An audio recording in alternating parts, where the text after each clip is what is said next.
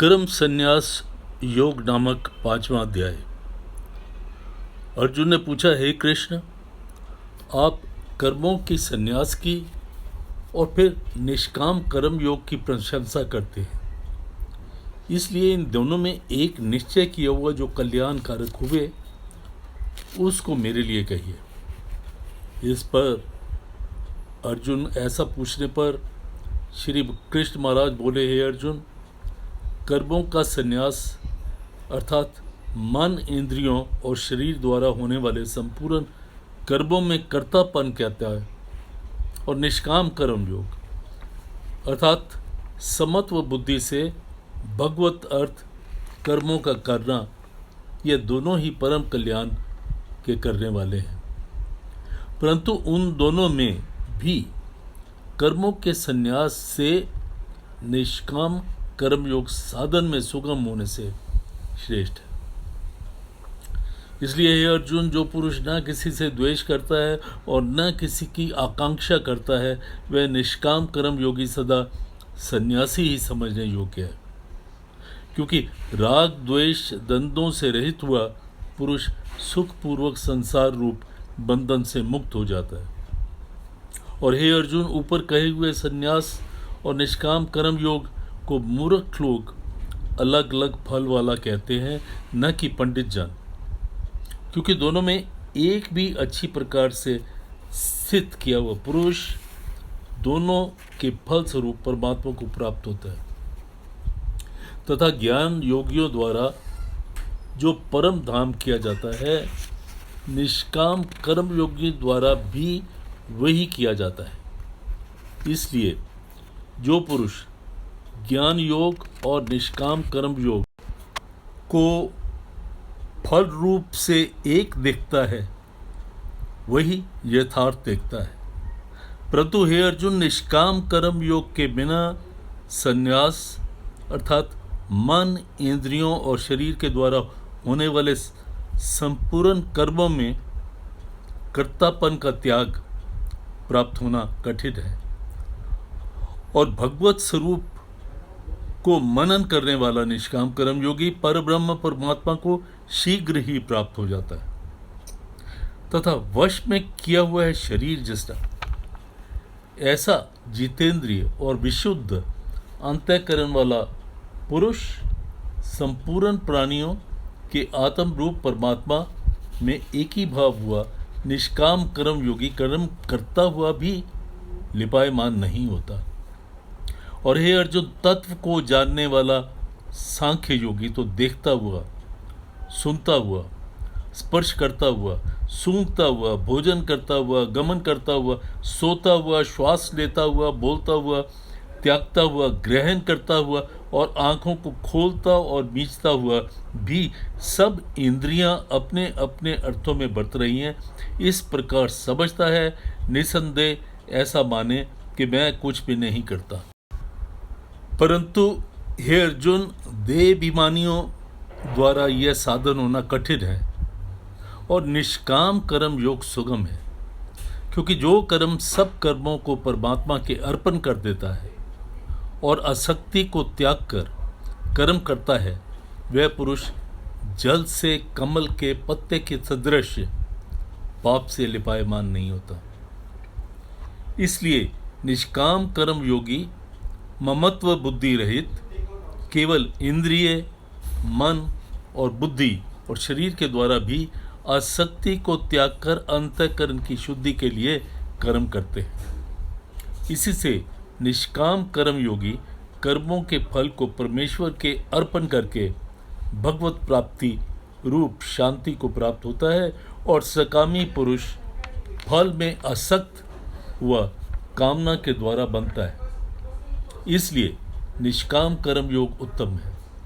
और हे अर्जुन, वश में है अंतःकरण जिसका, ऐसा सांख्य योग का आचरण करने वाला पुरुष तो निसंदेह न करता हुआ, न करवाता हुआ, नव द्वारों वाले शरीर रूप घर में सब कर्मों को मन से त्याग कर अर्थात इंद्रियों में बरतती है, ऐसे मानता हुआ आनंद पूर्वक सच्चिदानंद परमात्मा के स्वरूप में स्थित रहता है।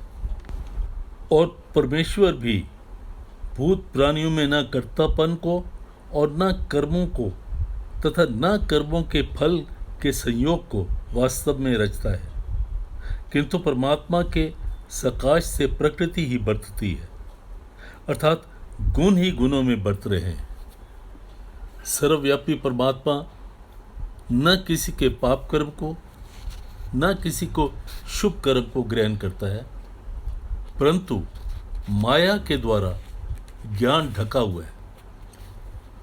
इससे सब जीव मोहित हो रहे हैं, परंतु जिनका अंतःकरण अज्ञान आत्म ज्ञान द्वारा नाश हो गया है, उनका वह ज्ञान सूर्य के सदृश उस सच्चिदानंद घन परमात्मा को प्रकाशता है, अर्थात परमात्मा के स्वरूप को साक्षात कराता है। और हे अर्जुन, तद्रूप है बुद्धि जिनकी और तद्रूप है मन जिनका, और उन सच्चिदानंद घन परमात्मा में ही है निरंतर एक ही भाव स्थिति जिनकी, ऐसे तत्परायण पुरुष ज्ञान के द्वारा पापरत हुए अपुनरावृत्ति को अर्थात परम गति को प्राप्त होते हैं।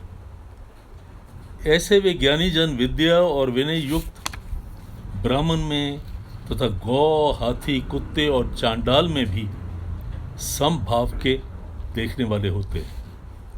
इसलिए जिनका मन समत्व भाव में स्थित है, उनके द्वारा इस जीवित अवस्था में ही संपूर्ण संसार जीत लिया गया है, अर्थात वे जीते हुए ही संसार से मुक्त हैं, क्योंकि सच्चिदानंद घन परमात्मा निर्दोष है और सम है।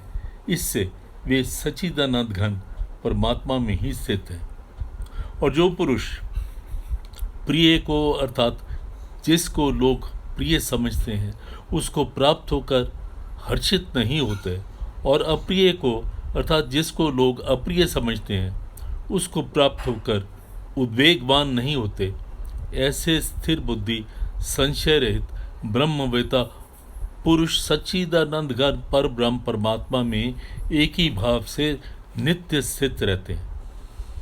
और बाहर के विषयों अर्थात सांसारिक भोगों में आसक्ति रहित अंतःकरण वाला पुरुष अंतःकरण में जो भगवत ध्यान जनित आनंद है उसको प्राप्त होता है।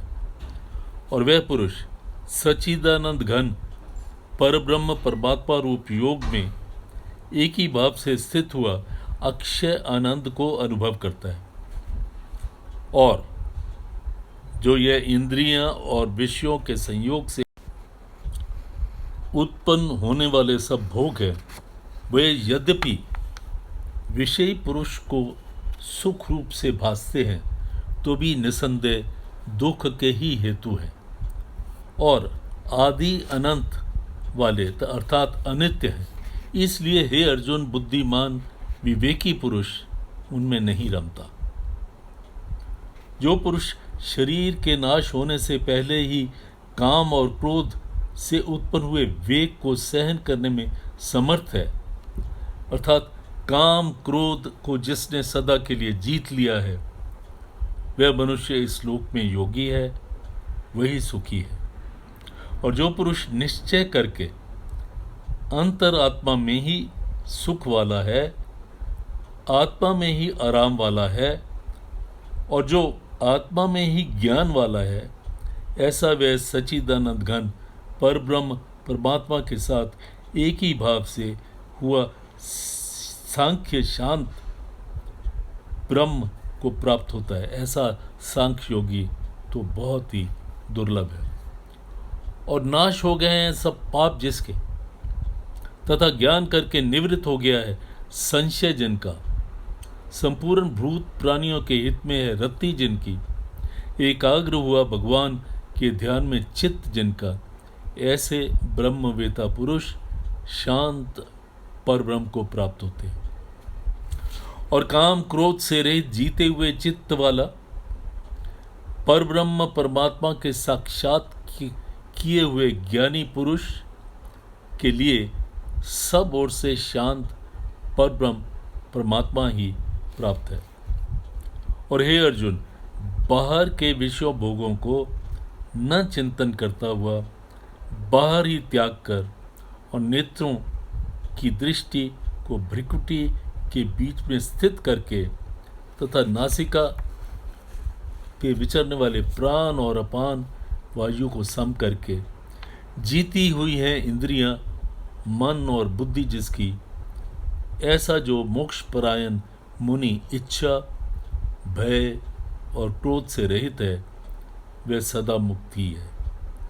और हे अर्जुन, मेरा भक्त मेरे में, मेरे को यज्ञ और तपों का भोगने वाला और संपूर्ण लोकों के ईश्वरों का भी ईश्वर तथा संपूर्ण भूत प्राणियों का सुहृद अर्थात स्वार्थ रहित प्रेमी, ऐसा तत्व से जानकर शांति को प्राप्त होता है और सच्चिदानंद घन परिपूर्ण शांत ब्रह्म के सिवाय उसकी दृष्टि में और कुछ भी नहीं रहता, केवल वासुदेव ही वासुदेव रह जाता है।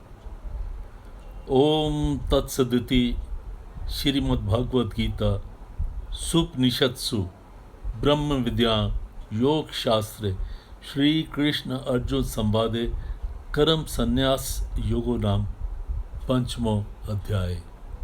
हरिओम तत्सत, हरिओम तत्सत, हरिओम तत्सत।